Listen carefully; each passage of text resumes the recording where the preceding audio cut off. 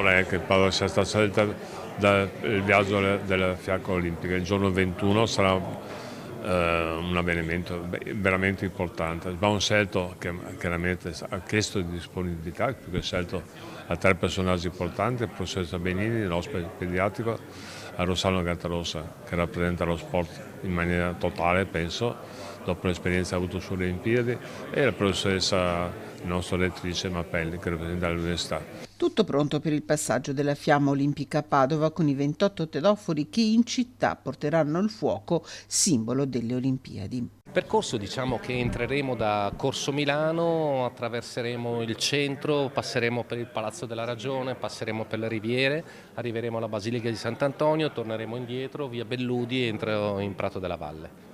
Un'ora e un quarto di percorso. Una festa che culminerà con l'arrivo in Prato della Valle, previsto verso le 19:30 di mercoledì 21 gennaio, in una città dove per un'ora e mezza saranno possibili alcuni rallentamenti, con il comune che invita ad aprire il cuore a una grande festa. 4 i tedofori scelti dal CONI, i fratelli Mauro e Mirko Bergamasco, la nuotatrice Novella Calligaris, il ciclista Silvio Martinello, 3 quelli individuati dal comune a incarnare altrettanti simboli e valori della città, come la salute, con la direttrice dell'hospice pediatrico Franca Benini, e poi l'università e lo sport.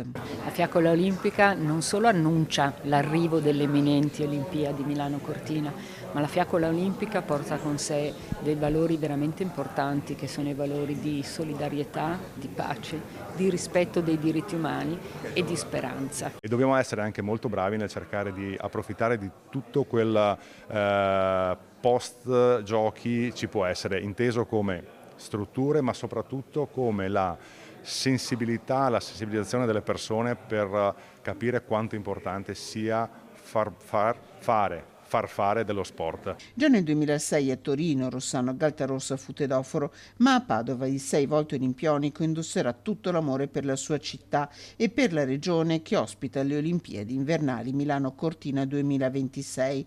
Tutto è pronto, assicura il CONI, con il presidente Dino Ponchio, che sarà tedoforo il 25 gennaio. Noi siamo pronti e lo testimonia in primis la famosa pista di bob, che è attiva già da oltre un mese, ospitando tutte le gare preolimpiche.